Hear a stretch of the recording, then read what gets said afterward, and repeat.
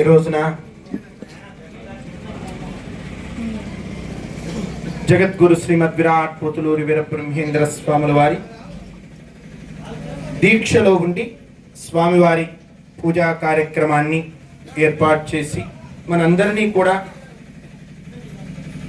ఇక్కడికి రప్పించినటువంటి శివరామరెడ్డి దంపతులకు, ఆ కుటుంబ సభ్యులకు, అలాగనే ఇక్కడికి వచ్చినటువంటి అయ్యప్ప స్వాములకు, అమ్మలకు, అందరికీ కూడా దేవదేవుడైనటువంటి గోవిందమాంబ సమేతుడైనటువంటి వీరబ్రహ్మేంద్ర స్వామి యొక్క, హరిహరసుదుడైనటువంటి అయ్యప్ప స్వామి యొక్క కరుణా కటాక్ష కృపా వీక్షణములు సర్వదా సర్వత్రా మీ అందరి మీద ప్రసరించాలని, మీ అందరి కుటుంబాలలో ఆయురారోగ్య ఐశ్వర్యాదులు భోగభాగ్యములు సమృద్ధిగా ఆ దేవదేవుడు అందించాలని ముందుగా ప్రార్థన చేస్తూ, ఆత్మబంధువులారా, మనం చూసాం ఇప్పుడు ఒక్కరే బ్రహ్మమాల దీక్షలో ఉన్నారు, మిగిలిన వారంతా కూడా అయ్యప్ప స్వాములు.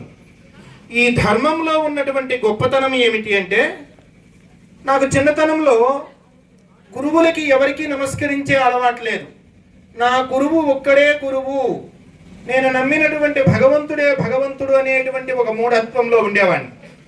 ఒకరోజు గురుదేవులు పిలిచి, నాన్న నీకు గురుతత్వం పూర్తిగా అర్థం కాలేదు, ఏ రూపంలో ఏ గురువు కనిపించినా నీ గురువే ఆ రూపంలో అలా అధివసించి ఉన్నాడు అనేటువంటి భావన నీ మనస్సులో స్ఫురించనంత కాలం నీకు పూర్ణత్వం గురుతత్వం బోధపడనట్లే అని చెప్పారు.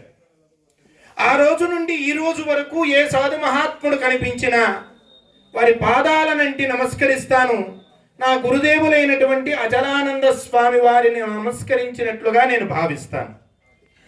అలాగని ఇక్కడ అయ్యప్ప స్వామి బ్రహ్మంగారి మఠంలో జగద్గురు వీరబ్రహ్మేంద్ర స్వామి రూపంలో అధివసించి ఉన్నాడు.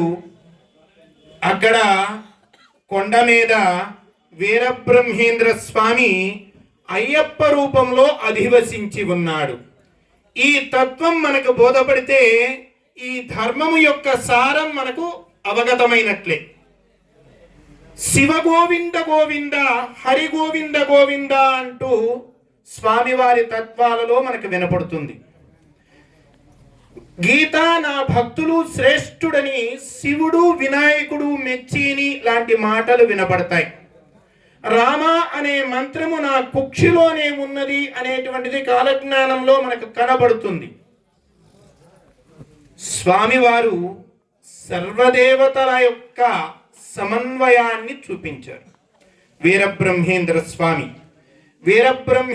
స్వామి సాక్షాత్తు శ్రీ మహావిష్ణువు వీరబ్రహ్మేంద్రునిగా అవతరించారు అని చెప్పి మనమంతా కూడా విశ్వసిస్తూ ఉన్నాం.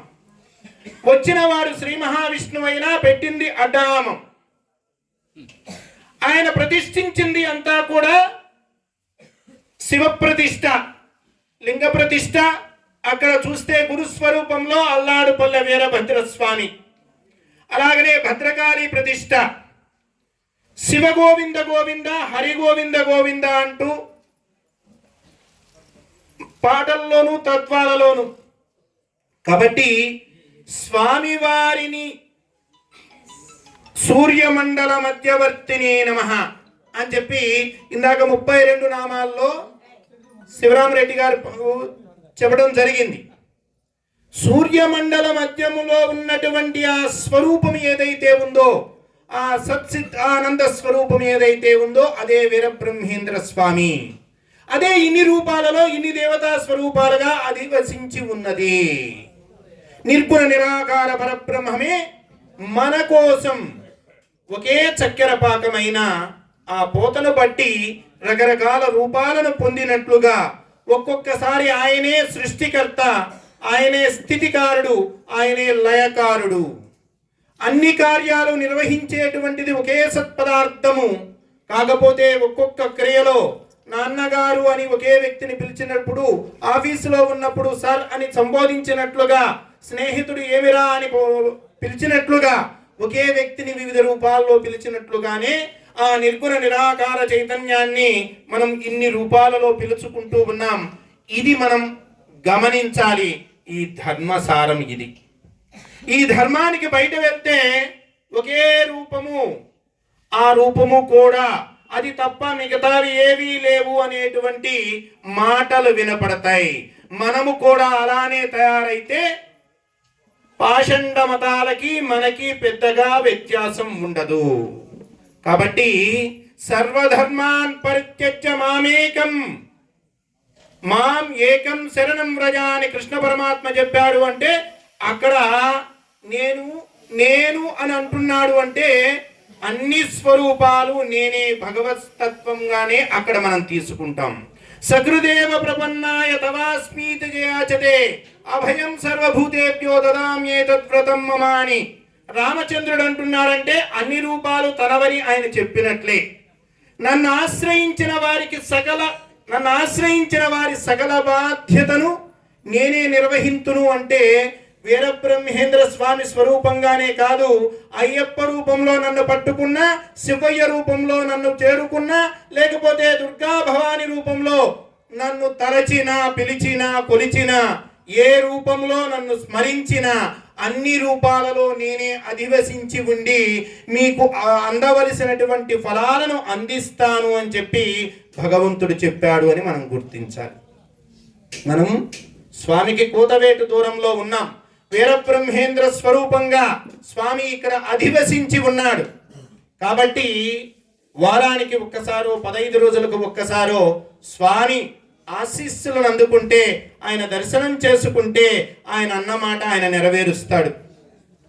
నన్ను ఆశ్రయించిన వారు 3 వేళలా పాయసనమే భోంచేస్తారు అన్నారు. అస్మత్ దివ్యనామ పడనాపరులై ఆనందాన ఉండేరు అన్నారు. ఏ రూపంలో అయినా మీకు దగ్గరలో ఏ దేవాలయం ఉంటే ఆ స్వరూపాన్ని మీరు ఆశ్రయించండి. స్వామి సాక్షాత్తు ఇక్కడ అధివసించి ఉన్నాడు, జీవ సమాధిలో ఉన్నాడు. ఒక్కొక్క అవతారంలో ఒక్కొక్క విశేషం ఉంటుంది. ఒక్కొక్క అవతారం ఒక్కొక్క నిమిత్తంగా వచ్చి ఉంటుంది. వీరబ్రహ్మేంద్ర స్వామి సంహారము కోసం కాదు, సంస్కరణ నా లక్ష్యం అన్నాడు. మిగతా అవతారాలలో ఒకడో ఇద్దరో దుర్మార్గులు కాబట్టి వారిని కడతీర్చగానే నా లక్ష్యం నెరవేరినట్లు నేను నా అవతార పరిసమాప్తి చేస్తాను. కానీ కలియుగంలో అలా కాదు. ప్రతి హృదయంలోనూ రాక్షసుడు ఉన్నాడు. ఎక్కడ రాక్షసాంశం ఉందో ఆ రాక్షసాంశను దూరం చేయడమే నా తత్వం, దానికోసమే నా అవతారం అని చెప్పి వీరబ్రహ్మేంద్ర స్వామి చెప్పాడు. అయ్యా, తప్పు చేసిన వాడు హిందువా, ముస్లిమా, క్రిస్టియన్నా ఇవి కాదు. రావణాసురుడు హిందువే, దుర్యోధనుడు హిందువే. వదిలిపెట్టామా? వదిలిపెట్టము, వదిలిపెట్టలేదు, వదిలిపెట్టబోము. ఎక్కడ ఉన్నా తప్పు, ఎక్కడ ఉన్నా దోషము, ఎక్కడ ఉన్నా లోపము, ఎక్కడ ఉన్నా సరిచెయ్యటమే పరమాత్మ యొక్క లక్ష్యం.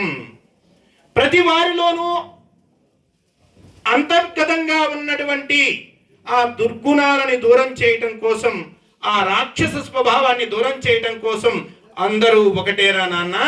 కాబట్టి నాకంటే మీరెవరు గొప్పవారు కాదు. నేను కక్కయ్య ఇంటికి నడిచి వెళ్ళాను, మీరు మీ స్నేహితుడి ఇంటికి ఎప్పుడు వెళ్తారు అని ఆయన అడుగుతున్నాడు. నేను కక్కయ్యను నా ప్రక్కన కూర్చోబెట్టుకుని భోజనం పెట్టాను, మీరు ఎప్పుడు పెడతారు అని చెప్పి ఆయన అడుగుతున్నాడు. నేను సిద్ధయ్యకి ఆశ్రయం ఇచ్చాను, సిద్ధయ్యకి ఆత్మజ్ఞానాన్ని అందించాను, మీరు ఆ హృదయాన్ని, ఆ విశాల తత్వాన్ని అలవర్చుకోండి అని చెప్పి ఆయన మనకు ఉపదేశం చేస్తూ ఉన్నాడు. నేను అచ్చమ్మ ఇంట గోపాలన చేశాను, అచ్చమ్మను అనుగ్రహించాను. మీరు స్త్రీ పురుష భేదాలని వదిలిపెట్టి వారిలో